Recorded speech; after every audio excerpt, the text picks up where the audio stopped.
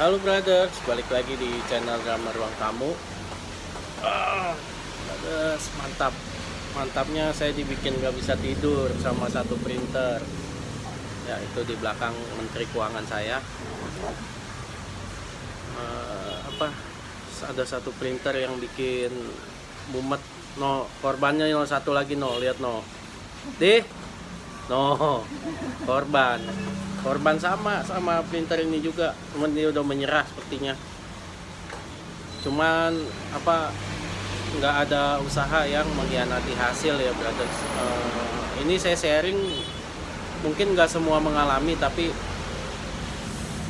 saya rasa cukup penting ya, perlu buat dokumentasi saya juga gitu. Kalau masalah ini tuh lumayan bikin sakit kepala ya brothers, buat teknisi yang baru belajar ya kayak saya.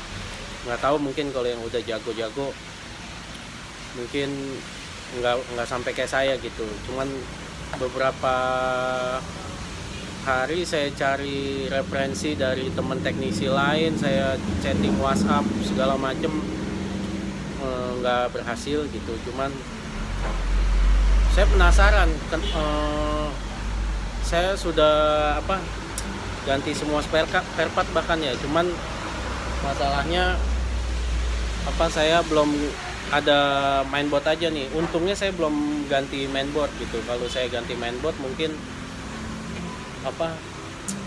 malah jadi biayanya bengkak gitu ya buat si empunya printernya gitu. Cuman puji Tuhan gitu, tadi pas hujan terus dapet koprek gitu, karena lagi sepi juga ya.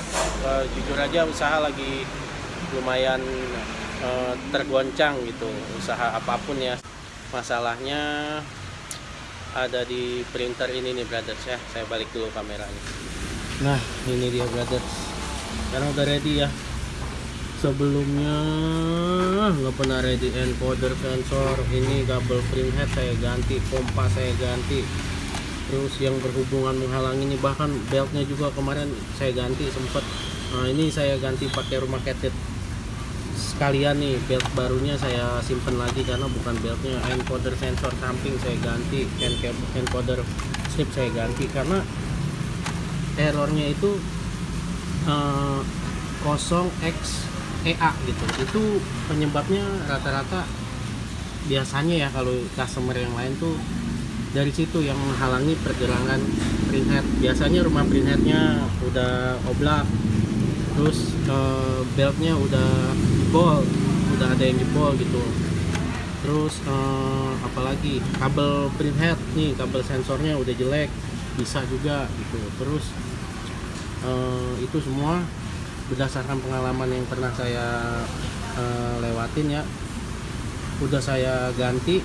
Bahkan kabel headnya saya nggak copot, saya udah pasrah. Kalaupun emang di cancel ya nggak apa-apa gitu, saya nggak copot lagi kabel headnya karena lumayan males gitu ya bongkar-bongkar kabel printhead. Mainboardnya saya cek tegangan semua aman, resistornya bagus, nggak ada transistor yang jebol, fuse-nya juga oke. Kurang lebih 3 atau 4 hari gitu nih printernya brothers. Jadi untungnya lagi agak senggang yang saya bilang tadi. Kalau misalkan lagi rame mungkin nggak bisa bagi tips yang ini gitu ke brothers semua. Oke, setelah sekian banyak pertimbangan, percobaan, pergantian, bahkan saya sampai nggak bisa tidur ya kalau ada kayak gini-gini gitu. Jadi ini wajib saya dokumentasikan gitu ya kayaknya brothers, walaupun mungkin kurang berguna, tapi buat saya ini sangat bermanfaat ya, karena benar-benar bisa dibilang benar-benar jawaban doa lah. Karena soalnya kalau saya ada kayak gini saya nggak bisa tidur bener brothers. Saya kok printer kecil aja nggak beres sih, kok ini aja sih gitu. Cuman ya gitu, saya selalu bilang kalau teknisi printer itu harus sabar, nggak boleh istilahnya nggak boleh dikit-dikit nyerah gitu ya brothers. Jadi ya itulah, si Sandi mungkin udah nyerah, dia udah bingung. Tapi saya masih penasaran, dari pagi tadi saya cari tahu, dan ternyata saya selidiki di gerak-gerakin ini sama sekali nggak ada yang keganggu deh pokoknya. Dan ternyata masalahnya cuman ada di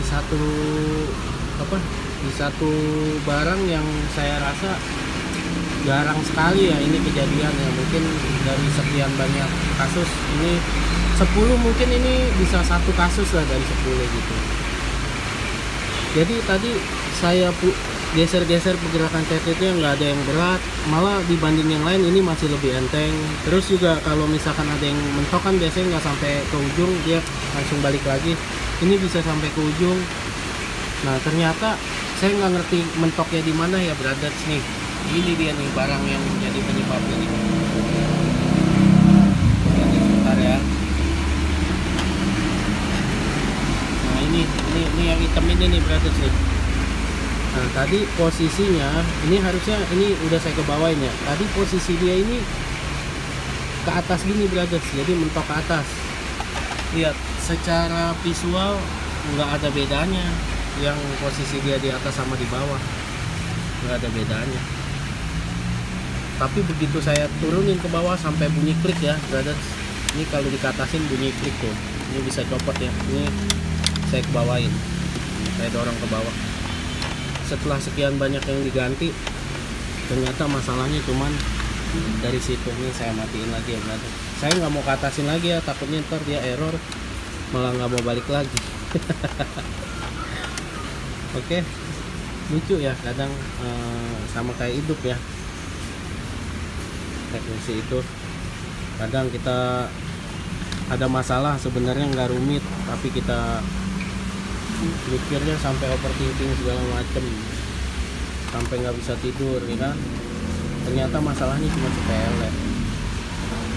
Jadi intinya apapun masalahnya besar kecil kita hadapinya serius ya brothers. Jangan kita sambil santai, jangan kita sambil nganggap enteng juga masalahnya gitu. Jadi biar kalau selesai itu kita bersyukur gitu. Kayak ini walaupun belum beres ya, hasilnya masih jelek ini.